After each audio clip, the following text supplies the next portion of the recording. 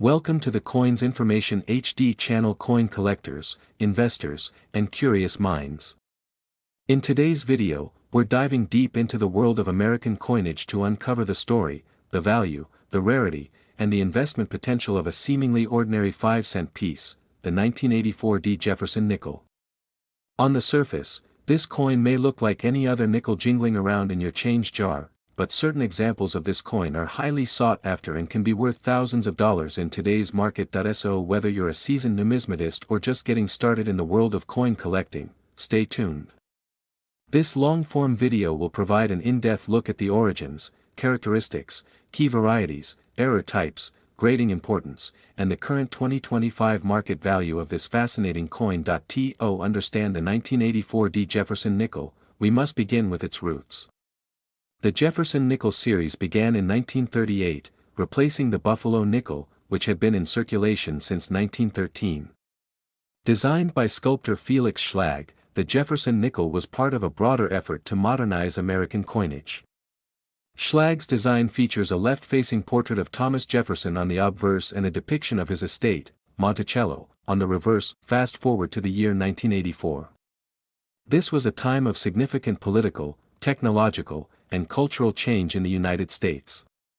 Yet, amidst this transformation, the Mint continued the long-running tradition of producing Jefferson nickels, coins that millions of Americans would handle daily, often without a second thought. The 1984 Jefferson nickel was minted at the Denver Mint, indicated by the small letter D located on the right side of the coin, just to the right of Monticello on the reverse. With over 517 million examples produced, this coin was never intended to be rare. But as we will soon explore, quantity does not always mean commonality, especially when we begin discussing condition, strike quality, and error varieties. Let's take a moment to review the physical characteristics of the 1984 Jefferson nickel.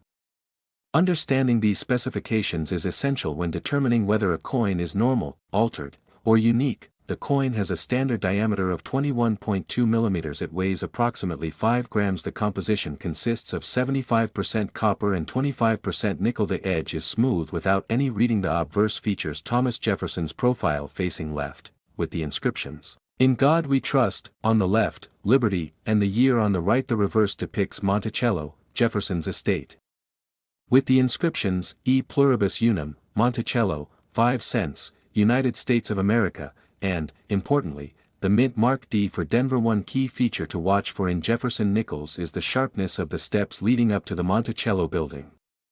Collectors refer to these as full steps, and coins with 5 or 6 uninterrupted steps can command significantly higher values. As previously mentioned, the Denver Mint struck approximately 517,675,146 of the 1984 Jefferson nickels. That makes this a high mintage coin, which might lead many to assume it holds little to no collector value. However, mass production often leads to quality control challenges, resulting in numerous weak strikes, planchet flaws, or incomplete features. This means that while the coin is common in circulated condition, finding an example in high mint state with full steps is exponentially more difficult. The sheer number of coins does not reduce the value of a top-grade example. In fact, the higher the mintage, the more difficult it is to find a pristine survivor. Now let's get into the exciting part, mint errors and varieties. These are the anomalies that collectors go wild for.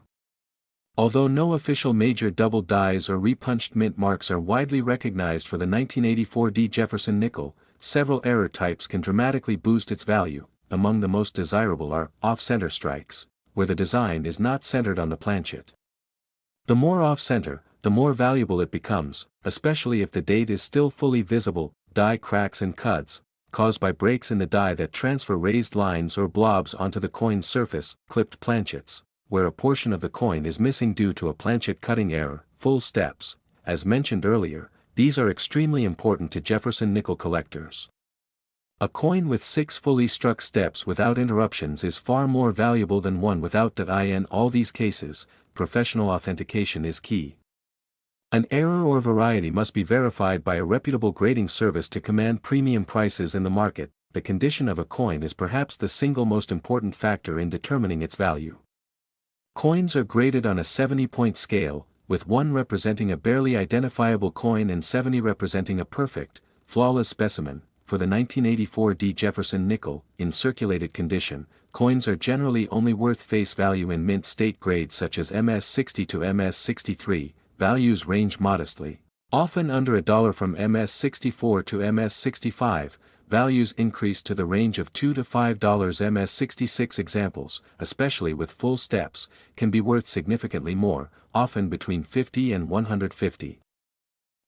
MS-67 full steps examples are exceedingly rare and have been known to sell for over $1,000 at auction. A top-grade MS-67 Plus or MS-68 full steps coin could fetch several $1,000s, depending on market demand and buyer interest. Condition is everything. A coin with just a few light scratches or weakly struck features will be worth far less than a flawless, well-struck example. As of 2025, the coin market continues to show strength in key segments. While common circulated coins have not increased significantly in value, rare and condition-sensitive coins remain in high demand.